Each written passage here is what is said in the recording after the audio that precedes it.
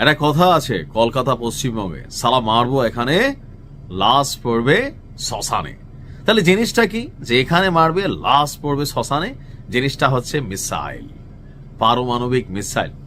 একদিকে মধ্যপ্রাচ্য আরব সাগরে উত্তাল অবস্থান, ইরান তাদের সমুদ্রের নিচের যে কয়েকশো সুড়ঙ্গ আছে, পারমাণবিক সুড়ঙ্গ, সেগুলোর ভিডিও প্রকাশ করেছেন যে তারা এটার মুখ উন্মুক্ত করেছেন। অপরদিকে সমুদ্রের মধ্যে আরব সাগর, মধ্যপ্রাচ্য সাগর সহ লোহিত সাগর, যে কোনো জায়গায় ইরানের এই ক্ষেপণাস্ত্রগুলো টাচ করতে সম্ভব বলে মার্কিন যুক্তরাষ্ট্রকে হুঁশিয়ারি দিচ্ছেন। অপরদিকে ট্রাম্প বলতেছে যে এইবারের রেজাল্টটা অতীতের তুলনায় আরো খারাপ হবে, খুব তীব্র এবং বড় আকারের একটা অভিযান হবে যদি ইরান পারমাণবিক কর্মসূচি বন্ধ না করে।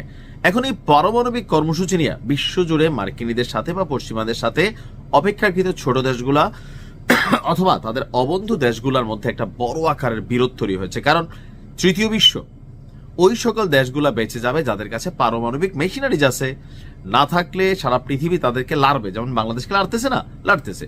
তো এই পরিস্থিতিতে যখন উত্তেজনাকর অবস্থান, তখন উত্তর কোরিয়ার প্রেসিডেন্ট কিম জং উন সে আরেক ঘোষণা দিয়ে বসছে। ঘোষণা কি? যে উত্তর কোরিয়া তাদের পারমাণবিক অস্ত্র ভান্ডার বাড়াতে, বড় আকারে আরো এটাকে মজুত করতে নতুন পরিকল্পনা নিয়েছে উত্তর কোরিয়া। আর এতে দক্ষিণ কোরিয়ার আবার কিছুটা টেনশনারও তৈরি হয়েছে। পারমাণবিক শক্তি যতটুকু আছে তার চেয়েও আরো অনেক কয়েক গুণ বাড়ানোর পরিকল্পনা হাতে নিয়েছে উত্তর কোরিয়া। দেশটির প্রেসিডেন্ট কিম জং উন এই সংক্রান্ত একটা নির্দেশনা দিয়েছেন। উত্তর কোরিয়ার রাষ্ট্রীয় গণমাধ্যম যেটা আছে, কোরিয়ান সেন্ট্রাল নিউজ এজেন্সি, তারা এই তথ্য বিশ্বমণ্ডলে প্রকাশ করেছেন যে ঠিক ইরান আমেরিকার উত্তেজনার মধ্যেই উত্তর কোরিয়ার প্রেসিডেন্টের এমন সিদ্ধান্ত ট্রাম্পকে কি আরেকটু ভাবাবে? সম্প্রতি কিম জং উন নিজে উপস্থিত থেকে উত্তর কোরিয়ার সাম্প্রতিক একাধিক ক্ষেপণাস্ত্র পরীক্ষা নজরদারি করছিলেন।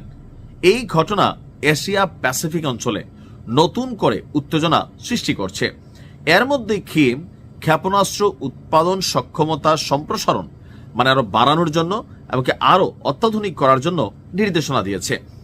আগামী কয়েক সপ্তাহের মধ্যে অনুষ্ঠিত হতে যাওয়া নবম কমিউনিস্ট পার্টি কংগ্রেসে এসব পরিকল্পনার বিস্তারিত তুলে ধরা হবে।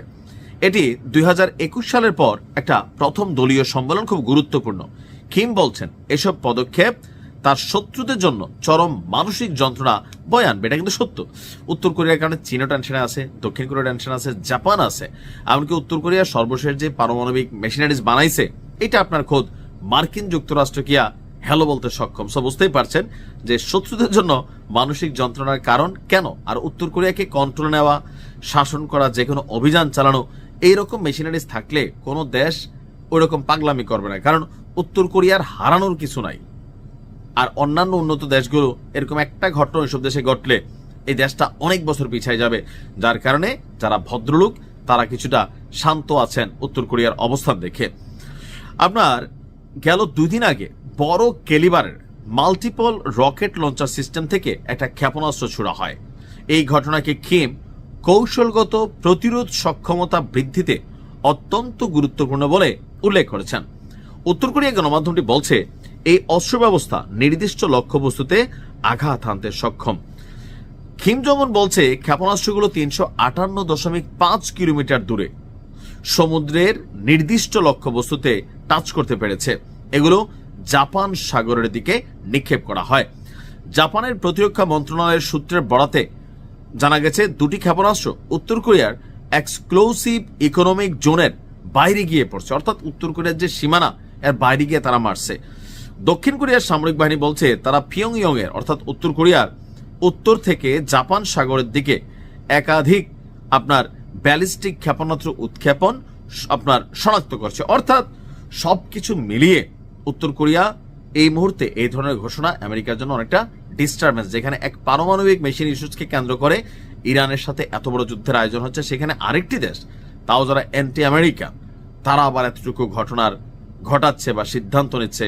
স্বাভাবিকভাবে আমেরিকা আসলে কি করবে, দেখা যাক কি করে। ভালো থাকুন। আসসালামু আলাইকুম।